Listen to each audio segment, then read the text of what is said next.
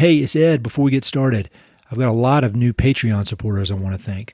Tom and Laura Havstad, Kimberly Paxton Hagner, Renee Lydham, Elizabeth Kokish Carhart, Matt Skoglin, and Kelly Beavers. All these folks signed up to be supporters of the podcast via Patreon, which is monthly support. And I've got other options as well, so if you want to check any of it out, no pressure at all. But if you do, go to mountainandprairie.com/support. Thank you all so much.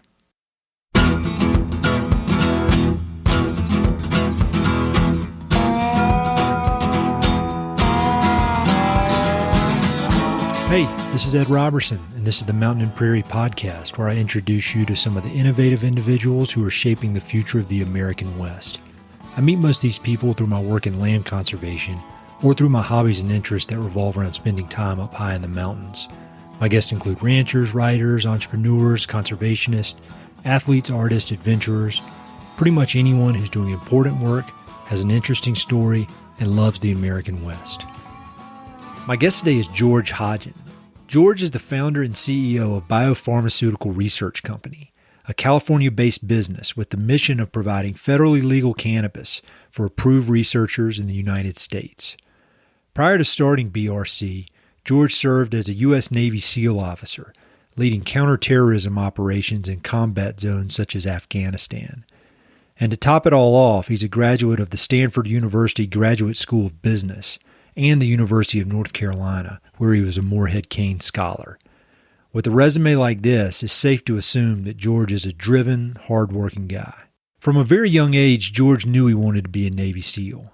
So after participating in ROTC during his undergraduate years, he began the Navy SEAL training, also known as BUDS, immediately after graduation. After nearly 7 years in the SEAL teams, George left the military to pursue his MBA at Stanford. During grad school, while helping one of his SEAL teammates seek treatment for combat injuries, George was shocked by the inability of doctors to advise patients on the use of marijuana for therapeutic, healing purposes. Despite being legal in many states, it's still illegal at the federal level, and therefore unable to be studied by federally approved researchers and doctors.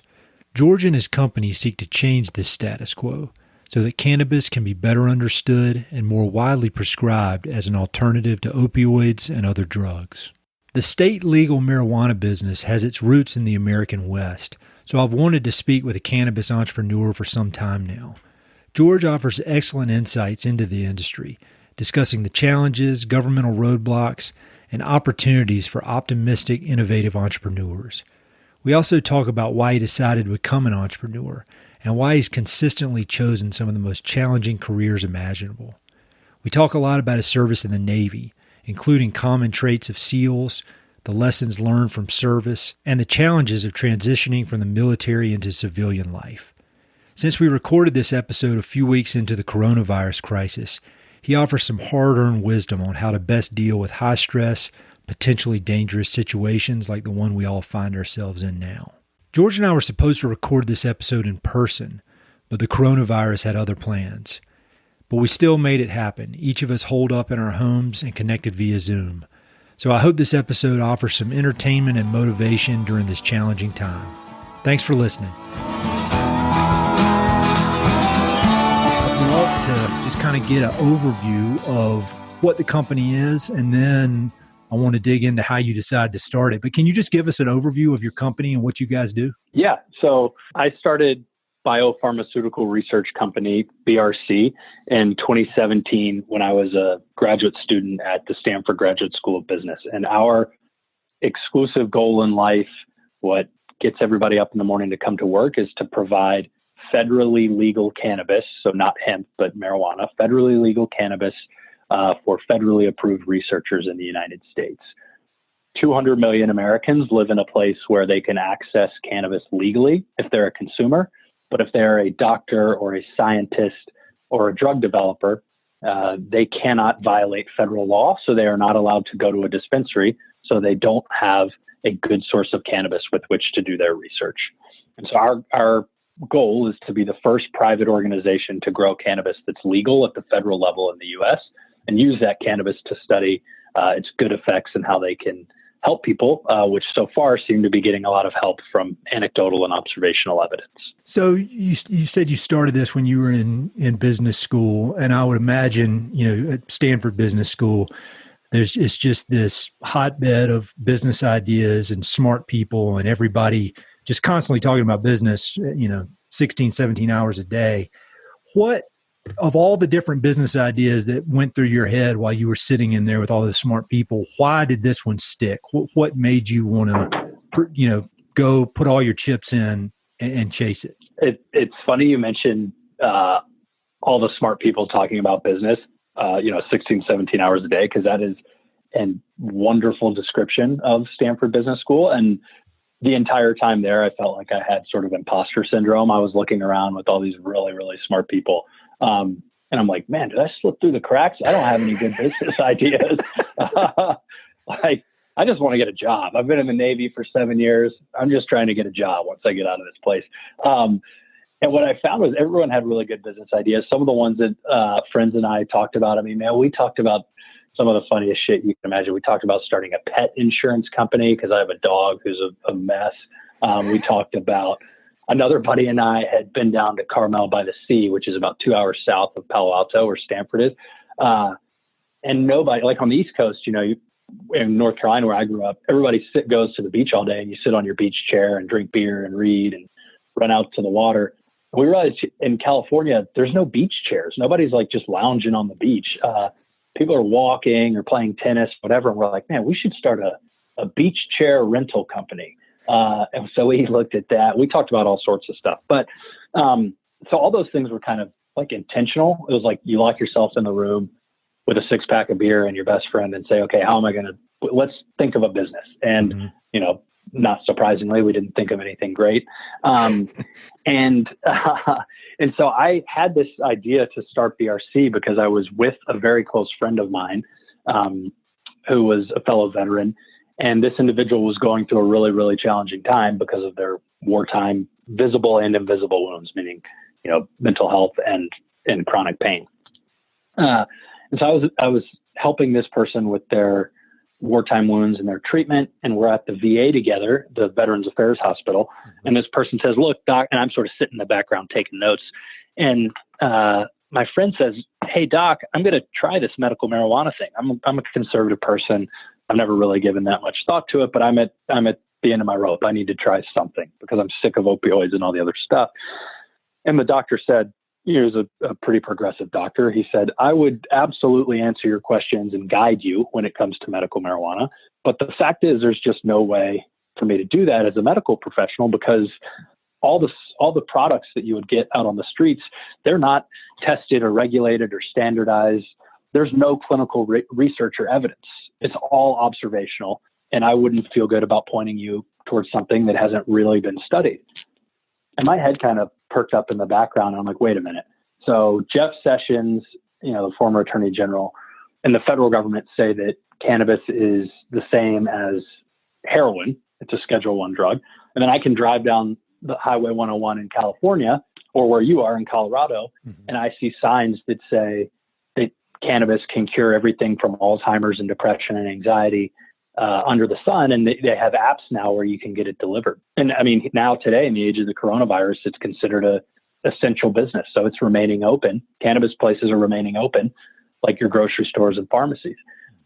And the gap between those two things, after hearing this doctor discuss it, really troubled me. And I'm like, man, I have so many friends that say they're being helped by cannabis, but here's this respected doctor saying he's actually never studied it and he has no way to study it because he can't just go to a dispensary, buy some products and then give them to people to try them or bring them back to his laboratory. And so, as we're sitting there at Stanford and all your classes and friends, everyone kind of says, look, good ideas don't just like fall out of the sky. You've got to be obsessed with something and care about it. And eventually you'll realize a gap about in the marketplace for something you care about where there's a real need. And so that's why I started the business and how we got going. Yeah, well, that leads to another question I had is you mentioned this a minute ago, but I want to make sure I was hearing it right, that when you went to Stanford, coming out of the Navy, you went to grad school, but were you did you have the idea like, all right, I want to be an entrepreneur. I want to start a business. I like the risk. Or was it more, I'm trying to figure out my next step. I might be open to any kind of job. I mean, what was your mindset when you went into grad school? It was definitely the latter. In the Navy as a SEAL, I was gone all the time, to Afghanistan, Southeast Asia.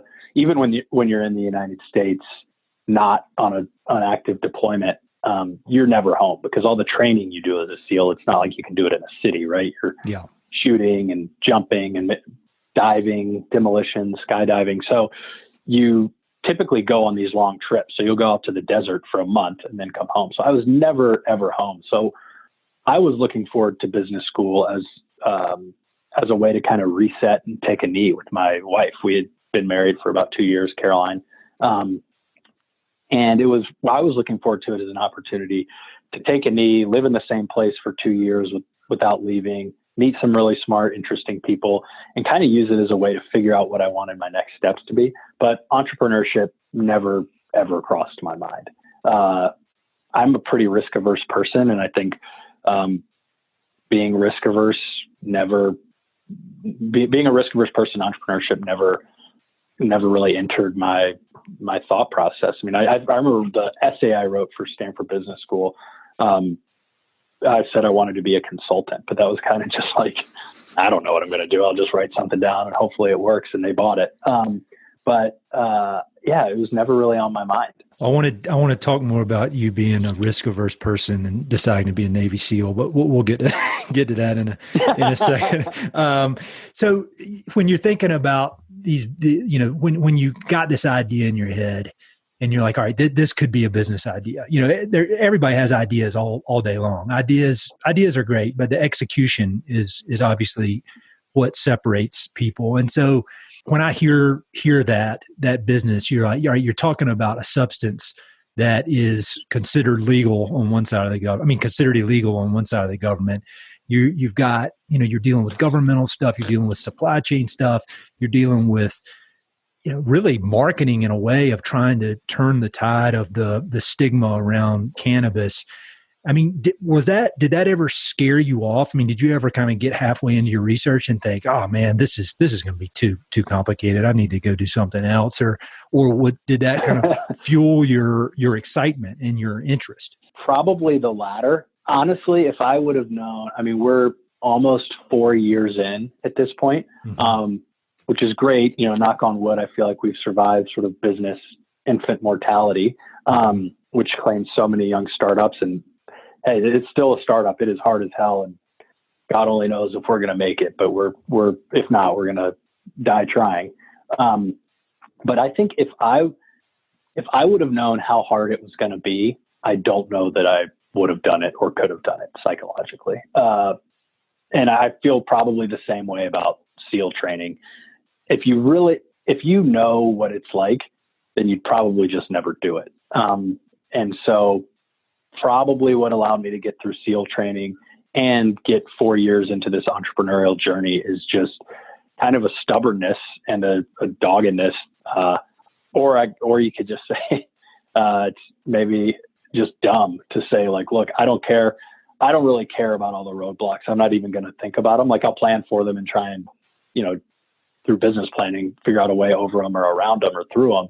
But, at the end of the day, I just kind of threw all that aside and focused on the goal, which I was like, I don't care about all the stuff that you described, the government inertia, having to deal with regulators that don't like making decisions, the marketing, the stigma.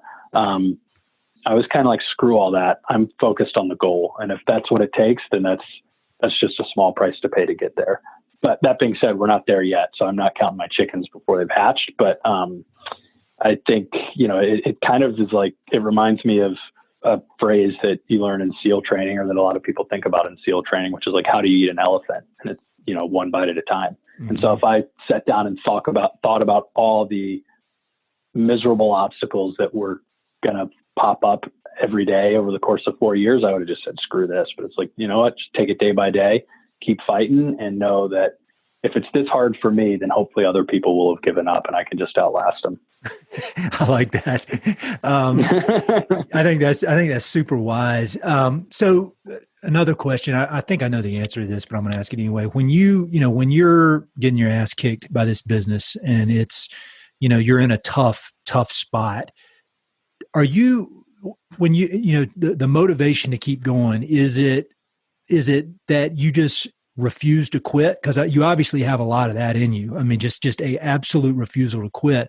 Or is it kind of the service mentality, which is there are a lot of people, a lot of whom are your friends and your brothers from war who can benefit from this? Or is it a combo of the two? Like the fact that your friends can benefit from this and so many people can benefit from this just reinforces your instinct to never quit? I think probably a combination of the two. And the third that I would add would be a really strong support system, primarily in my wife. I think behind like every entrepreneur or somebody doing something new, like yourself, probably when you started the podcast, there's so much unknown and uncertainty. And if I tried to do this by myself, I would have just gotten depressed and given up a long time ago. And my wife, Caroline, has really been awesome about just one, sort of keeping me honest and not letting me feel sorry for myself in the face of the entrepreneurial roller coaster. And two, like,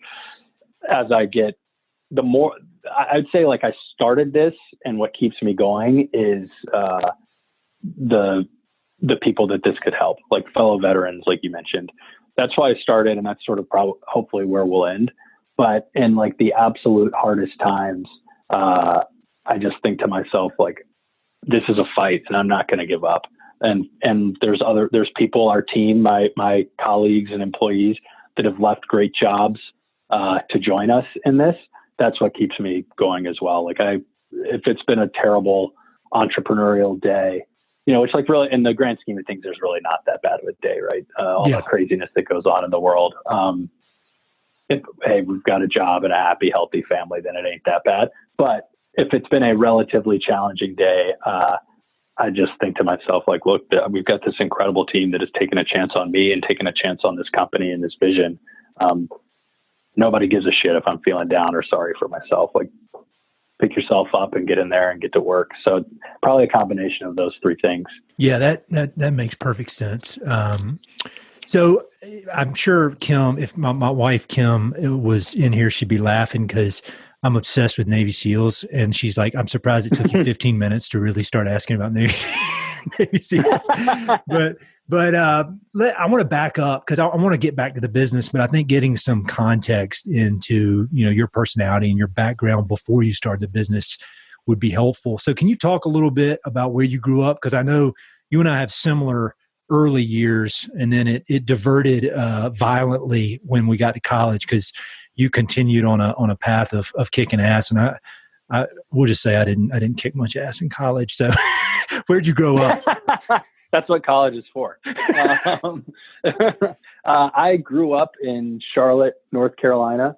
My mom was, or is, I guess still, a school teacher, 3rd and 4th grade. So she taught at the school where my younger sister and I went to school. My dad was a banker, worked at Wachovia, then Wells Fargo for his whole career. So grew up in North Carolina, lived in the same house till I was 18, went to Chapel Hill, was lucky enough to be awarded a Morehead-Cain Scholarship, which is an incredible organization and allows students to sort of dip their toes in all sorts of things around the world through outdoor leadership, professional development, really incredible organization that I was lucky enough to be a part of. And then after Chapel Hill, became a SEAL officer. So joined the Navy, or did ROTC at Chapel Hill and then moved on. And it was a great time to be there. We won the national championship in 2005 and 2009 in basketball, which, as you know, is a religion in North Carolina. Yes. So it was a fun time to be there. We got to talk about the Morehead-Cain because I don't think I've ever talked about it on this podcast before. My wife also got the Morehead-Cain Scholarship, and now she works for the Morehead-Cain Foundation. And so there would be big problems if we don't put in a good plug for the Morehead-Cain Scholarship.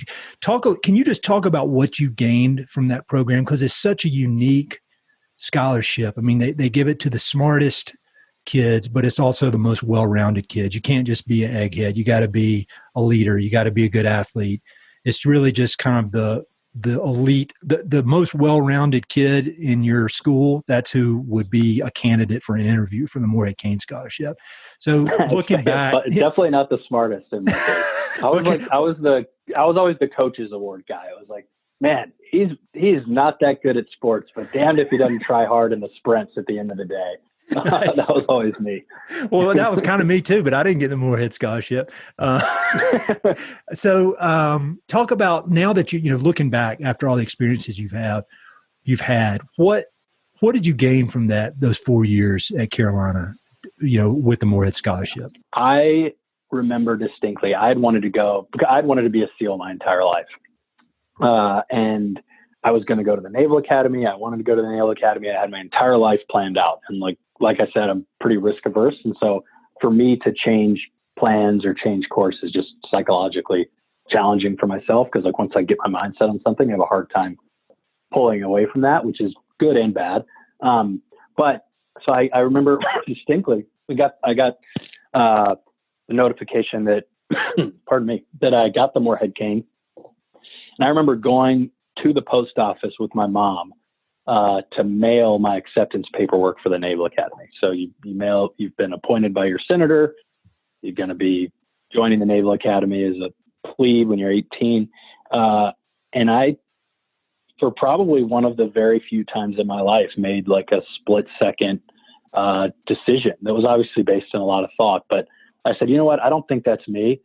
I really want to go to Chapel Hill and be a Morehead-Cain Scholar. And so we turned the car around and went back and went back home and accepted the Morehead, which I was very, very fortunate and lucky to have. And it was, to this day, it was certainly the most impactful decision that I made in my life, because that was like one of those few times in your life where you can look back and say there was a distinct fork.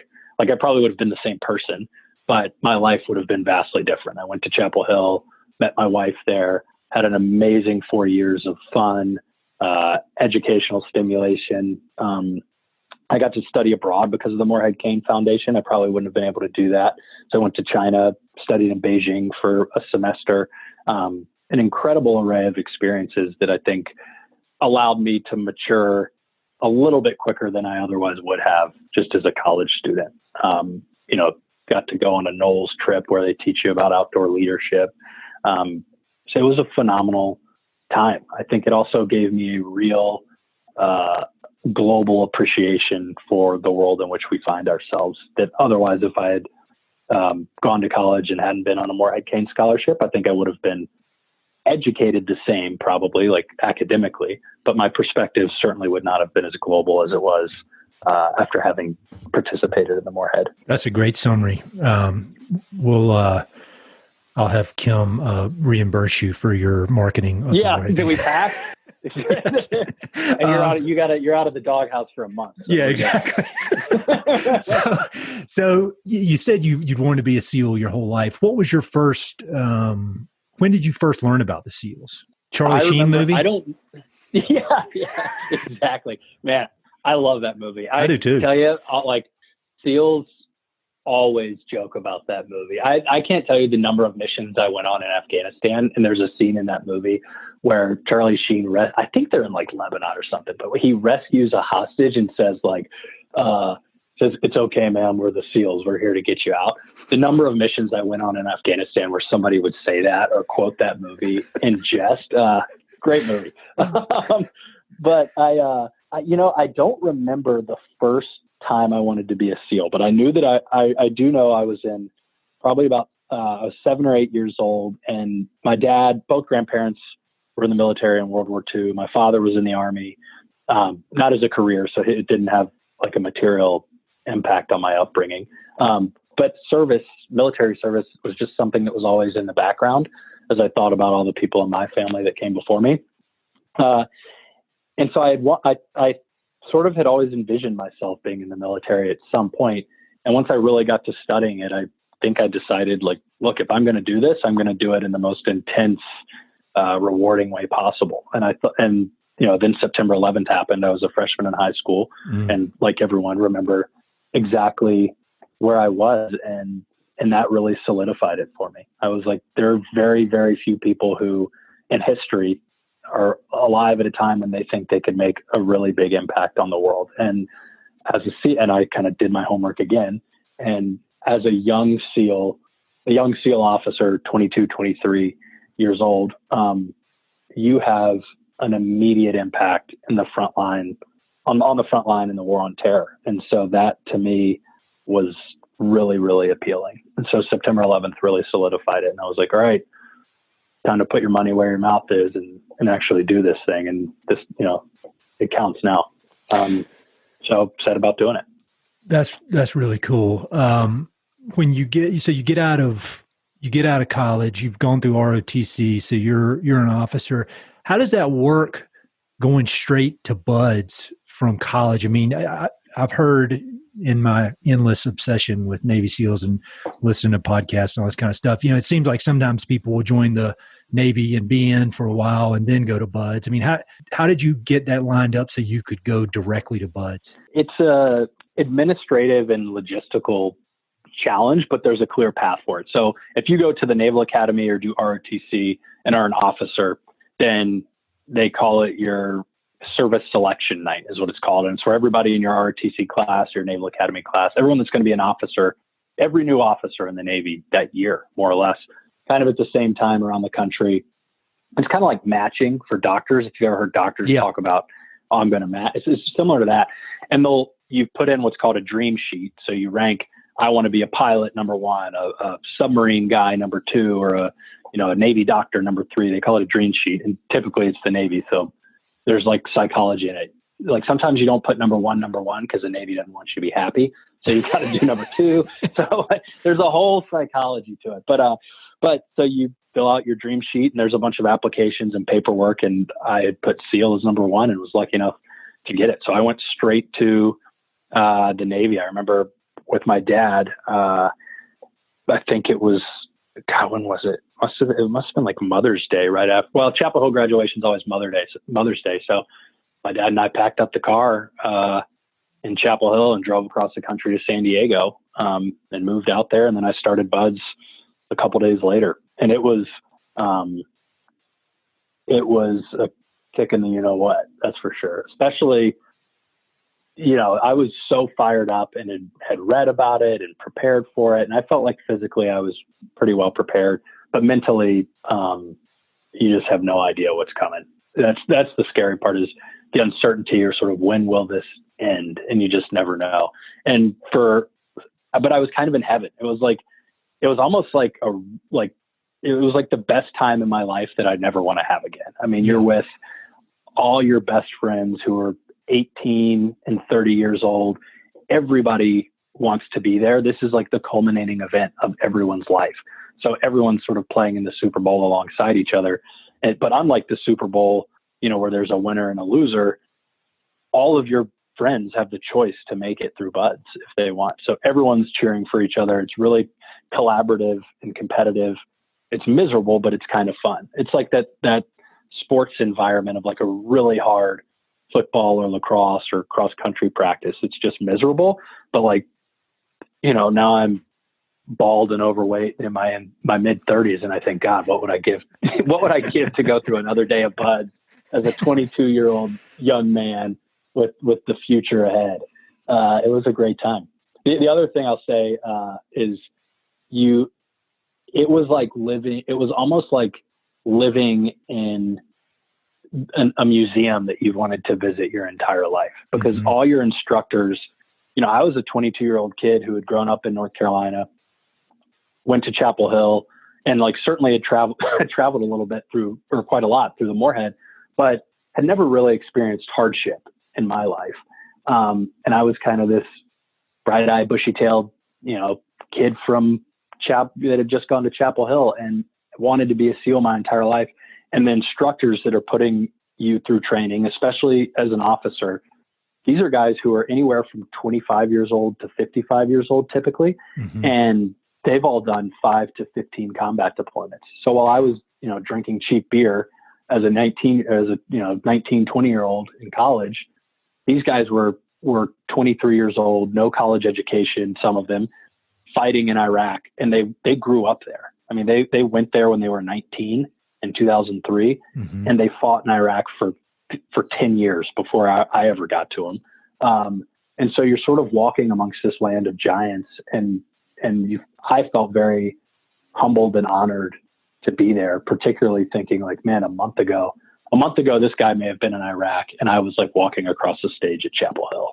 Yeah. So it's psychologically strange to go from that college environment to Buds.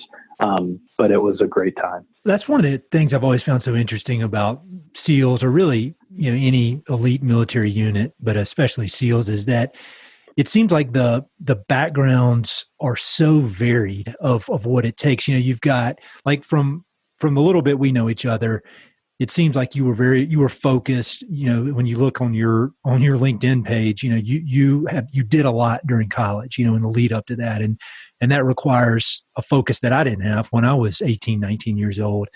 And so kind of focused, hard charging, wanted to be a SEAL since you were a kid. And then you hear stories about other people that made it through the training and were very successful SEALs, and they may have been arrested or been juvenile delinquents and just kind of wild animals. Like one of my best friends from high school was just a complete wild man and joined the Marines and was one of the, just absolutely dominated everything. And so, what is the common thread? Because on the surface, if you're looking at resumes, it seems that it couldn't be more different.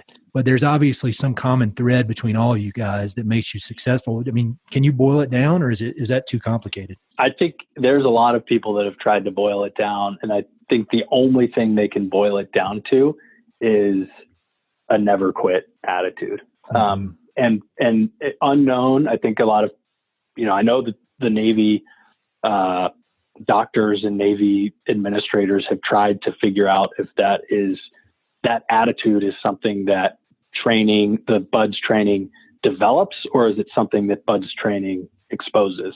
And I don't think they've come up with an answer. I mean, but your point about the diverse backgrounds is awesome. I mean, I was a young white kid from North Carolina, and I had in my class a black kid from the urban Midwest that had never even seen the ocean in his life until we got to Buds. And so like the first time he was swimming in the ocean was super late at night when he's freezing cold, doing a 2-mile ocean swim off the coast of Southern California. And to think that, like, if I had not joined the Navy, that is an experience with somebody who is not like me, not where I grew up, not from where I grew up, we would never have that collective common experience. I mean, I think the military is like the great equalizer, and certainly Buds. Like, nobody cares what you look like. Nobody cares where you came from or who your mommy or daddy was. Cold water certainly doesn't care. And so I think, the diverse backgrounds, it's really fun though. Like, there would never be a time when this crazy group of ragtag guys would ever be forced to get together, as they are at Buds, and so, or the Army or the Marine Corps, like you said. But I think it's that no quit attitude. And for some people, that comes from a place of patriotism. They just are so dedicated to country. Others, they're just a stubborn SOB, and they think, I'm not going to quit anything. I don't care who you are. But that common thread is, I think, what is the only unifier that gets people through. To fast forward a little bit from Buds kind of to the end of your career and in the Navy, and when you left, was it hard to transition into day-to-day life? Because when you're in the military, obviously the stakes are extremely high. It's life or death. You're in with this tight group of other teammates that you rely on them, and then all of a sudden you get out and you're pretty soon after you're in business school. I mean, was that, obviously it was a big adjustment, but was it almost like staggeringly hard? It was the hardest thing I'd ever done. It was miserable, and I had no idea it was coming. Really? It sucked. And I think any SEAL will tell you that leading the SEAL teams is like the hardest thing they've ever done. And they didn't expect, it was not nearly as hard as it wasn't, it was way harder than they expected. I mean, man, you feel like being around this incredibly driven group of people that you on a daily basis put your life on the line for and put their life ahead of your own. And then you get out to the real world, or to the civilian world. I had no idea how much I missed being a SEAL. It was time for me to hang up the cleats, so to speak, and to move on to the next phase of my life, just because I was, never home and was a new husband. And it was time for the next thing for me. But not being around other SEALs really, really took a psychological toll. And I didn't even realize that it was happening. It made me, I felt lost, and I don't know if you could call it depression or just anxiety or lost, but I had no idea how much I depended on a daily basis just for like mental sustenance on other SEALs. And you really feel like you don't fit, because like that was the weirdest thing for me is I got back into the civilian world, and people everyone wanted to talk about being a SEAL. I'm like, but I'm George. I was just a SEAL for 7 years. I've been George for 30. Yeah. And people want to talk about being a SEAL, and then leaving the SEAL teams where it's literally do or die all the time, complete dedication, emotionally, physically, mentally.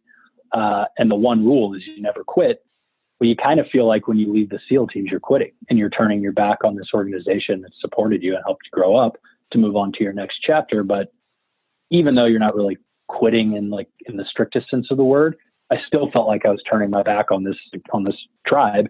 And so you're kind of caught in between these two worlds, constantly talking about being a SEAL, looking backwards, and missing the organization that I loved so much. And then watching that organization continue to go on without you. Like, it doesn't care that you left. It's a massive machine. And that was really, really tough. Really tough. So how did you deal with that? I don't think, I don't, poorly, I guess you would say. I dealt with it poorly.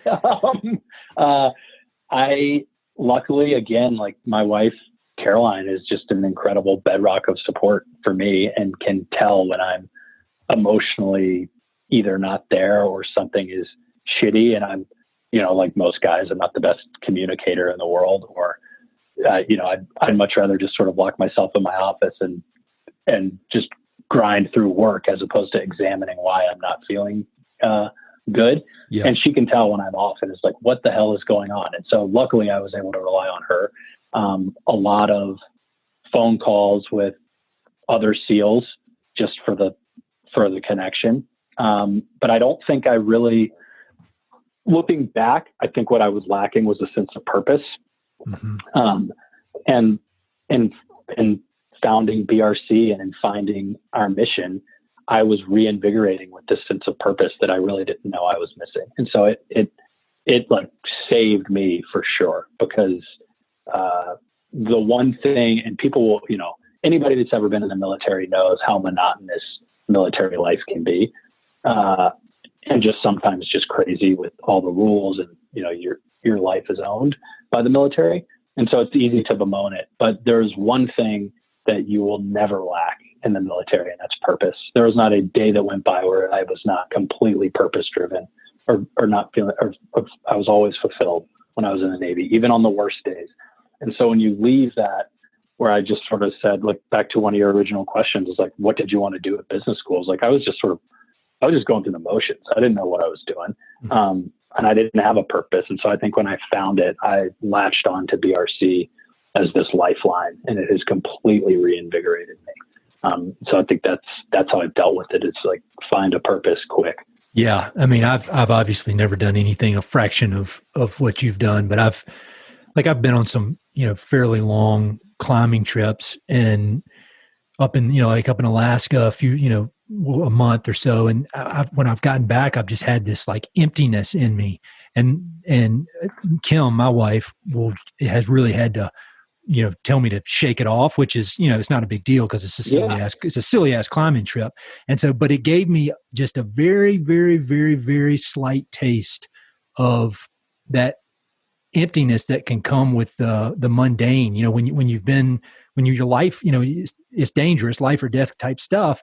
And then all of a sudden you're worried about, checking your email or paying your cell phone bill. And I'm not at all comparing a silly ass climbing trip to what you did, but it gave me just a slight taste, and it was rough. And so I've got a lot of respect for all you guys, making that transition. Because it just seems almost, it could be insurmountable, I would think, to somebody like me. Well, thank you. And it's interesting. I think what they found, or what a lot of friends of mine have found, and what there's an organization that's called the Navy SEAL Foundation, which is just an incredible organization that supports SEALs and their families. What they found is that what's increased, and I don't want to put words in their mouth, but what I intuit from what they say they found is increase in suicide rates amongst SEALs and amongst other military members. They are certainly driven by mental health or physical issues, but there's also this loss of sense of community that really drives people, and they feel isolated. It's kind of like, it's like a hangover after the military. It's like the big night has passed, and you're just sort of like, well, what the hell do I do with myself now? And so they've tried to creatively come up with ways to continue that sense of community and keep people emotionally and physically engaged with each other. Otherwise, like that hangover can be insurmountable. Like you described after the climbing trips. That's very real. I remember after Hell Week, a lot of people get in training. Hell Week, sort of the culminating, it's like one of the earliest things in training, but it's kind of the crucible or the pinnacle of the training. And the week after, you would think would be like the most excited week of your life, because you've made it through this like notorious event. But a lot of people get really depressed because they've been looking forward to this event for their entire life, or like you've been looking forward and planning your training for your climbing trip forever. And then it happens and you get to the other side of it and you're like, well, shit, what do I have to look forward to now? Mm-hmm. And that's a real phenomenon. That's for sure. When I was on Denali up in Alaska, there were Navy SEALs there training, and at the like 14,000 foot camp, you go up this big like ice wall, and then you set up a camp at 17,000, stay there for a day or two, then go for the summit. And the SEALs just left straight from 14 camp and went to the summit and came back in one day. Keeping everybody in line. There was probably cold beer at the finish line. They're like, do we want to really spend the night up there? Or can we just come back and have a warm meal and a cold beer? I was like, man, I was feeling proud of myself for doing this damn thing, and y'all just made me look stupid, but that's all right. Back to your business, and you're the founder, the CEO, you've got a team. When you think about lessons learned from the military and into your current role now as a leader of this organization, high risk organization, not for the faint of heart, what lessons do you apply that you can trace directly to your time in the military? First is mission and purpose. Plastered all over our walls is our mission statement. And so everyone knows exactly why we exist and what we're doing. And I think that is something that is very, very directly linked to my time in the military. Like, you have to know what your end goal is, what your objective is. And if your daily actions don't support that objective or that mission, then they're probably a waste of time. And so mission first, mission statement is number one. The second is a term I think is and hopefully my team will listen. I doubt they will, but hopefully, they're like, oh, great, we have to listen to George talk more. So hopefully they'll listen to this and they'll keep me honest if I'm not holding myself accountable to these. But the second is something in the military called commander's intent. And that is a concept that you should tell people why they're doing something, not how to do it, and let them as the expert figure out how to get there. Just tell them where you need them to be and by what time and why, and they'll figure out how to get there way better than you ever will. So instead of saying, hey, do X, Y, Z, just say, here's the end state we need achieved by this month or by this quarter or by this year. And then I hired them to be the experts. Let them figure it out because they're way better at it than I could ever be. So that's the second, would be commander, the philosophy of commander's intent, meaning like what's important is my intent, not my how. So I'd say those two. And the third is The third lesson that I take from the military is the sense of the sense of bonding and community. There's a tradition in the SEAL teams called Frogman Fridays, which if you're not overseas, you're back what they call in garrison. So you're like back in the States. Every Friday, no matter where you are around the country training or wherever as a SEAL, everyone always does Frogman Fridays. And that's been a cultural tradition for years. And typically what that means is you'll do what they call a monster mash, which is like a really long or really drawn out physical training session, but everybody does it together. The commanding officer and the master chief, who are, 50, 55 years old, down to the youngest enlisted guy who's 18 or 19. And it'll be something like, a 6-mile run, a 2-mile swim, and then a 3-mile run or something like that. Everyone does it together. And then it's at the finish line, you'll barbecue and there'll be a keg of beer for all 200 guys or whatever. And everybody will have a beer or two before they go home to their families. And that sense of camaraderie and community is really, really powerful because it creates culture. Like it creates culture in a way that gives a bond where people know you and trust you outside of just your cubicle. And so what we do at our company is I can't force everybody to do like a 10-mile run every morning, although that would be really fun.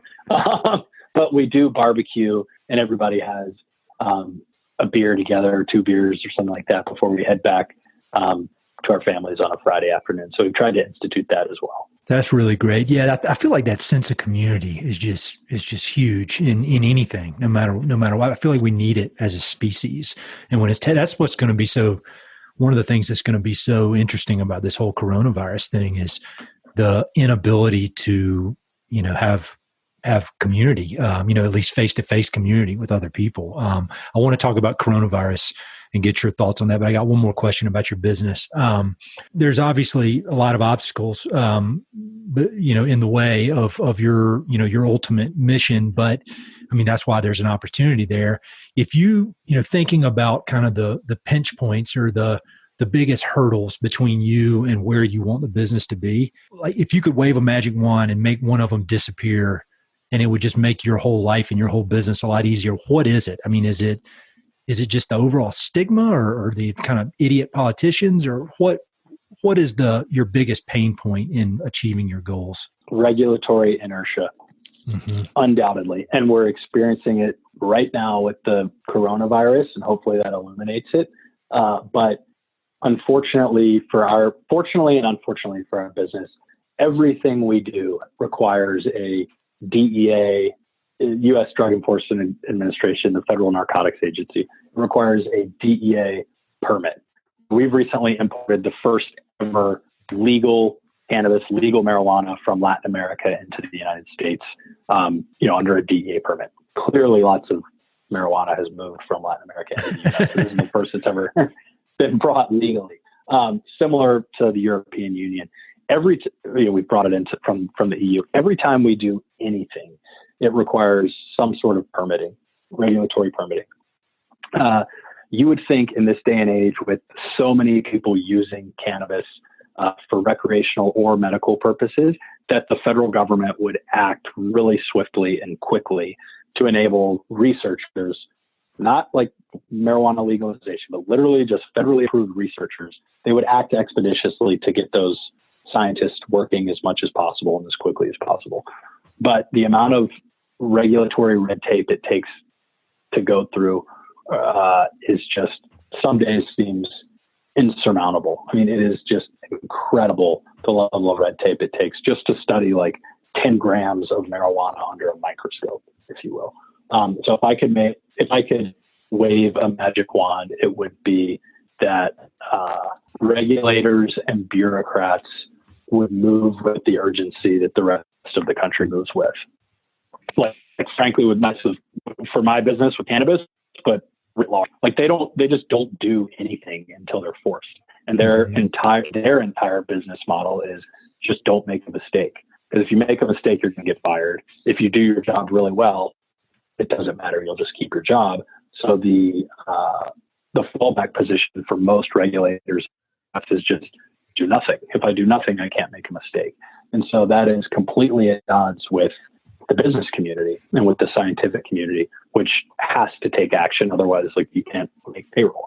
And so if I could like be senator or president or something, I would try and completely retool the incentive structure for government employees such that I don't know if you rate them based on like customer service or whatever, but I would tie their compensation to the actual performance of their jobs as opposed to the strictness with which they adhere to their own regulations. Like there's a book where he talks about, it's Jim Collins, Good to Great. Oh yeah. That's classic. It's such a good book, but in Good to Great, Jim Collins says that an organization is broken when people running the organization, when they care about not the outcome of their decisions, but when they care about that their decision was strictly tied to the enforcement of a rule.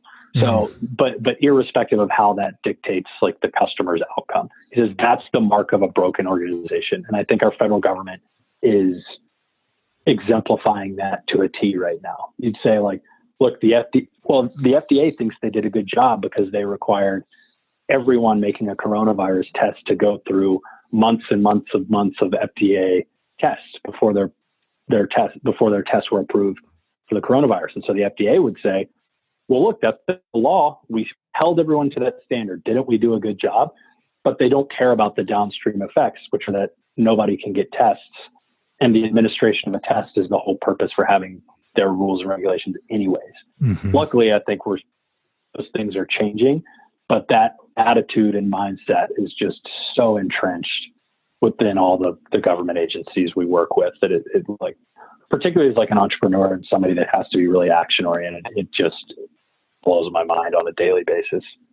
Yeah. Well, I don't know if it'll make you feel better or worse, probably worse, but in my non-podcast work in, conservation, there's a lot of federal funding for some of these conservation deals. And it's you have to go through the NRCS and submit just these endless documents, and you'll submit an application to get some money for a conservation project, and it goes into a black hole and you can't get any answers for 18 months. And it's the same thing. And I like to try to find the solution instead of bitching about it and complaining. But at the same time, it's just it is maddening when you hear that there are all these people trying to do important work that are being stifled just by a system that's too bloated. But yeah, I'm not interested in being a politician. I'd be fired after about 10 minutes. And so I need to either be quiet or come up with a better way to solve the problem. But, well, man, that's really, I love what you're doing with your business. And I think there's there's obviously a real need for it. And I admire your tenacity and your big thinking on it. One, I want to ask, I generally try not to talk about current events on this thing, but we're in the midst of this damn coronavirus, and you and I were supposed to be doing this in person in San Francisco, and we're not because of the coronavirus. When you see this, and you got a little kid, I've got little kids, what is your kind of system for thinking about a threat like this that is scary? There are a lot of unknowns. You've been in scary situations with a lot of unknowns. I mean, how does your training and your background allow you to think about a kind of a once in a century event like this? The first thing that comes to mind is there's this saying in the SEAL teams, which is team gear, my gear, me, which most SEALs tend to think about themselves last. And so as a new father and business owner, the way my system for thinking about this is like, is everything and everybody I know okay or taken care of? I mean, does the business have enough cash in the bank to survive this crazy period? Are my parents taking this shelter in place seriously? Is my wife, does she feel comfortable with all the supplies we have at home, and does she feel safe and supported? And then it's like, okay, that's sort of team gear, think outwardly. The next would be my gear, which is like, all right, all the things that I need to take care of myself. Do we have them? Can I work from home for my business? before I even process like how crazy this thing is, do I have what I need to be successful? And then lastly, sort of me, like team gear, my gear, me. So how is this going to impact me? That's kind of the system I think about it. The other thing that I think of is, as a SEAL, there's so much in your life that you just cannot control. Like the enemy always gets a vote. Everyone has a plan and no plan survives first contact. And so in this case, like the coronavirus gets a vote on how the rest of our lives go. But all we can control is how we respond to that or prepare for it. So I try and focus on the part I can control or we can control as people or as a country. And to the extent that it's possible, don't worry about the stuff that's outside of our control. So that's the way I try and think about it. The silver lining or the optimist, I think like most SEALs and certainly entrepreneurs are optimistic, and they have to be. Otherwise, like life would just be a miserable life if you thought about all the bad things that happen as a SEAL or as an entrepreneur. But the silver lining in this, I hope, is that I can't imagine a time in human history or our lives where there was like a collective experience or a collective shared experience around pain. And I think that is one thing that SEALs learn really early on, is that if you go through a hard time with someone in buds or on deployment, doesn't matter where that person's from or what language they speak. If you go through a really miserable time with someone, there is no stronger force to bond people across borders, across ethnicities. And so the silver lining for me is last year, this seemed like a really divisive time in the world. And my hope is that because there's now this common enemy that doesn't give two shits if you're Chinese or Russian or American or black or white, that once we come out the other side of this thing stronger, we're all going to have had a shared experience that's been painful. And that common understanding, hopefully, will allow us to tackle this challenge and maybe more challenges, if it's climate change, anything that the world needs us to focus on right now. Hopefully we'll be able to do it collectively. Yeah, those are great words. I agree with all that. I got a few quick questions that I generally ask people towards the end of the podcast, and it's been fun to kind of compare and contrast answers. So maybe we could run through a few of those real quick, and then I'll let you get back to it. The kind of the overall theme of this podcast is the American West, and it's just generally people who live in the West, who are doing important work in the West. Are there any particular books that you've enjoyed? And they could be, usually I ask people books about the American West, but in your case, I'd love to hear any of your favorite books about leadership, about business. Just what are your favorite books? One I love is a book called The Cruelest Miles. It's by Gay Salisbury and Lainey Salisbury. Mm-hmm. And it's incredible and is very timely. It's about there, and I actually hadn't even thought about this. It's on my desk, and I didn't even realize that. I didn't even make the connection between the plot of the book and what we're going through now. But there's an epidemic in Alaska, and a musher, like an Iditarod guy, has to fight against all the odds through the backcountry to get meds to people that really need it. And it's just an incredible story of the outdoors. And this hero that motivates his team of dogs to try and fight the elements to save people. So that's an awesome one. The Cruelest Miles. Another book I really like that I've read lately is called, it's a nonfiction book, but it's called Washington's Farewell by John Avlon. And it is outstanding and very timely. And it focuses on President George Washington's farewell address to the nation, in which he warns about tribalism and how foreign interference or domestic interference. He says, democracies don't explode, they implode. And democracies only get defeated from within. And he talks about the ways years America will come to its knees, and it's all from within, and tribalism and fighting within the United States, like ideological fighting. And it's really, really timely, but it's also optimistic because you realize all the challenges our country's faced, and we always seem to find a way at our darkest hours to surmount them. So Washington's Farewell and The Cruelest Smiles are two that come to mind right now. And I know this one's on your reading list, but I think it's like such a great book as Man's Search for Meaning, particularly right now. Yes. As everybody feels sorry for themselves.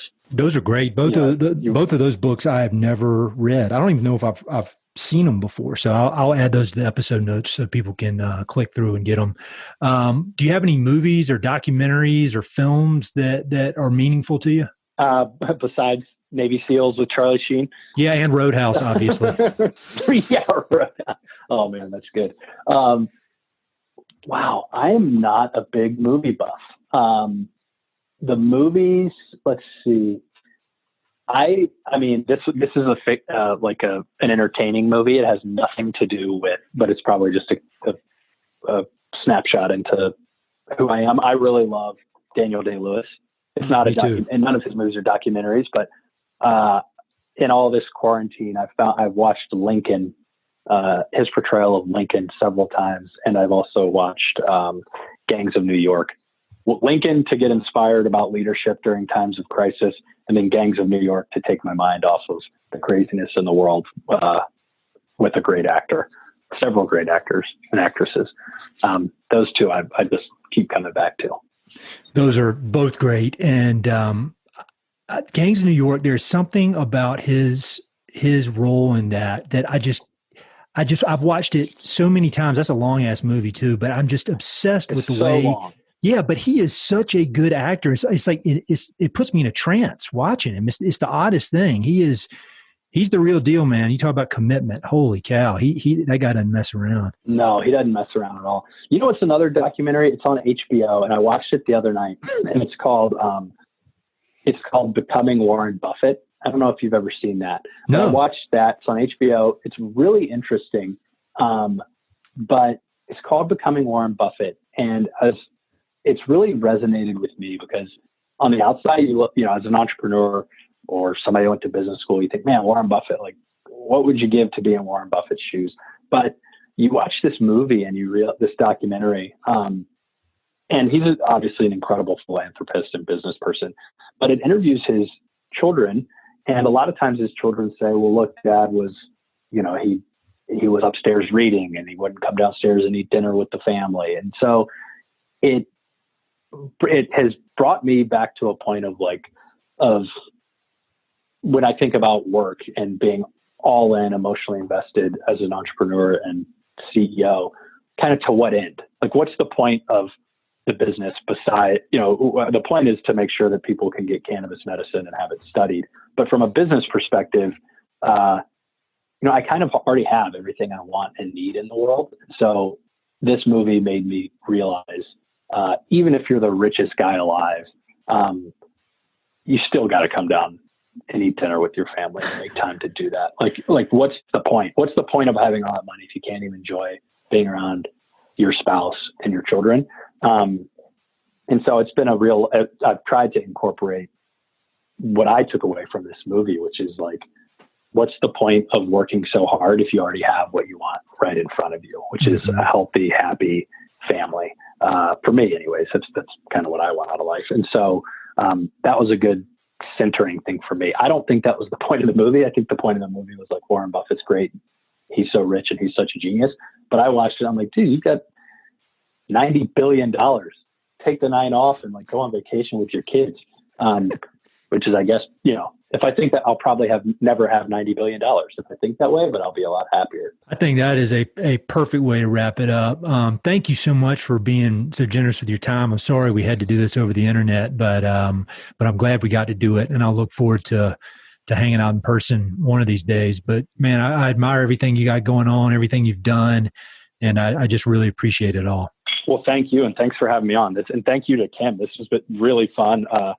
And I mean, I guess it doesn't even feel like it was an interview. I mean, it's like we could have just done this having coffee or a beer or something. And I look forward when we can in person because we'll have so much to talk about and continue talking about. So thank you. Hey, it's Ed again. Thanks so much for listening to the podcast, and thanks for listening to that particular episode. I hope you enjoyed it. Before you go, I've got 3 quick things. Number 1, if you like the podcast, please do me a huge favor. Either pass it along to a friend who may be interested, share it on your social media, and or go to iTunes and give it a 5-star review. All those things would mean a lot to me, and they would really help to spread the word about the podcast. Number 2, if you've listened to many of these episodes, you know that I love reading and I love talking about books. Every other month, I send out a quick email with a few books that I've recently read and highly recommend. The subjects are varied, but they're pretty much all nonfiction with an emphasis on history, biographies, adventure narratives, and topics related to the American West. There are no sales pitches for ranches, no spam, no other kind of nonsense, just books. So if you'd like to sign up for the list, head to Mountain and Prairie/reading, or just go to Mountain and Prairie and there's a massive tab at the top that says book recommendations. Click on it. There are a ton of good books that I've read. Some of the old email lists are on there. You can go crazy. There are a lot of books. And finally, if you know anyone I should interview for the podcast, please don't hesitate to reach out and let me know. All my contact info is at mountainandprairie.com, and I'm on all the social media stuff, Facebook, Twitter, Instagram, blah, blah, blah. So feel free to reach out. I'd love to have some recommendations and suggestions of interesting people I should meet. All right, that's it. Thanks for listening. Talk to you soon.